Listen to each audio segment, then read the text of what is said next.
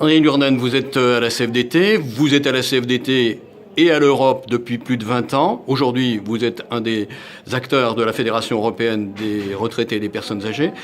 Comment est-ce que vous jugez l'évolution de l'Europe sur ces 20 dernières années? Alors moi, je suis un optimiste réaliste. Je m'explique. Je me souviens, lors du traité de Maastricht, en 91, il a été question de camembert, de chasse, de nature, etc. Pas de social du tout. On ne parlait pas du social. Quand la France a rejeté le traité de Lisbonne, eh bien, la cause du rejet, ça a été qu'il n'y avait pas assez de social. Donc, le social, depuis 85, depuis Jacques Delors, le social a progressé. Ça devient une vraie préoccupation des hommes et des femmes d'Europe. Chacun attend de l'Europe qu'elle lui rende la vie meilleure. Moins de chômage, moins d'injustice, plus de sécurité, plus de bien-être. C'est ça qui est fondamental aujourd'hui et ça montre vraiment une évolution. On arrive au cœur des choses sérieuses. Alors ça, c'est les demandes de la population, mais est-ce que les responsables européens, qu'ils soient membres de la Commission européenne, chefs d'État et députés, puisque vous avez dit qu'il y avait un peu ce triptyque, est-ce qu'ils intègrent cette préoccupation sociale ou est-ce que c'est toujours la loi du marché qui est la première? La loi du marché reste, hélas, encore prédominante. Mais justement, au fur et à mesure des années qui sont passées, cette préoccupation quand même devient quand même prégnante. Je vais prendre une illustration très simple qu'on connaît bien en France. La lettre du président Macron, je ne vais pas juger le fond, mais il parle quand même dans sa lettre, donc c'est un des dirigeants, il parle quand même du bouclier social. Bon, je ne suis pas très favorable moi à bouclier parce que c'est toujours quand on parle de minima, on va toujours vers les minima, on ne va jamais vers le maximum. Mais enfin, peu importe. Mais ce n'est pas un langage qui est étranger. C'est vraiment une réalité. Est-ce que vous pourriez citer quelques-uns des progrès sociaux qui auraient été faits justement depuis que vous êtes, vous, à l'Europe depuis 22 ans? Ah oui. La libre circulation.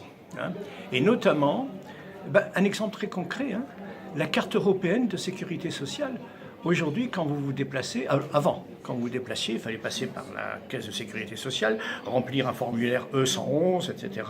Et puis comme ça, si vous arrivez à Pépin, vous étiez pris en charge. Aujourd'hui, c'est plus la peine. Vous vous déplacez, vous avez votre carte européenne de sécurité sociale. Je vais prendre la mienne. Vous êtes en train de la chercher dans votre portefeuille. Voilà, oui, la carte européenne de sécurité sociale. Et avec ça, vous vous faites soigner n'importe quand dans l'Union européenne. Un exemple très, très, très concret. Je cherche du travail. Je suis à l'ACEDIC, maintenant à Pôle emploi. Je vais à l'ACEDIC. Je vais dans un autre pays. Mes prestations sociales, mes prestations de chômage me suivent. Ça, ce sont des choses très, très, très concrètes. Alors, vous êtes... baratin, Alors, on entend ça. Vous êtes, vous, un des conseillers de la Fédération européenne des retraités et personnes âgées, oui, dont 5 organisations syndicales françaises font partie. Oui. Aujourd'hui, vous avez, 3 axes principaux, oui, de revendication. Alors, le premier axe, ça porte sur les retraites, les pensions. Nous ne voulons pas mendier notre pension, c'est un dû. Et ce dû doit nous permettre de vivre dignement. Et c'est dans tous les pays de toute façon qu'il y a des blocages. Et nous trouvons ça intolérable et nous luttons contre ce blocage des pensions qui appauvrit les retraités alors qu'ils ont travaillé toute leur vie pour bénéficier, pour gagner le droit à cette pension. C'est pas un cadeau. Le droit à la pension. Ça, donc revenu, premier point. Ah oui. Deuxième point, ce sont les soins de santé et surtout les soins de longue durée, ce qu'on appelle en France la dépendance. Parce que ça ne touche pas que les personnes âgées. Puisque j'ai dit qu'il y a 20% des moins de 60 ans, moins de 65 ans qui sont atteints de dépendance. Mais majoritairement, quand même, c'est un risque qui nous guette à cause de l'âge, à cause, etc., de notre vie antérieure, etc. Et donc nous voulons une véritable prise en charge partout dans l'Union européenne des soins de longue durée et surtout d'une aide aux aidants, à ceux qui accompagnent, soit en institution, soit à domicile, parce que c'est ça le risque. Et puis troisième point. Alors, le vieillissement actif. Nous ne sommes pas à la retraite citoyenne. Nous sommes des citoyens actifs qui ont de l'expérience, qui ont de la disponibilité. Nous ne voulons pas être mis au rencard, nous avons notre place à tenir. Pas seulement quand on a besoin de nous pour tenir des permanences, etc., mais notre place dans la vie réelle, là où nous sommes, dans les associations autour de nous, dans nos quartiers, et bien sûr, dans le syndicalisme.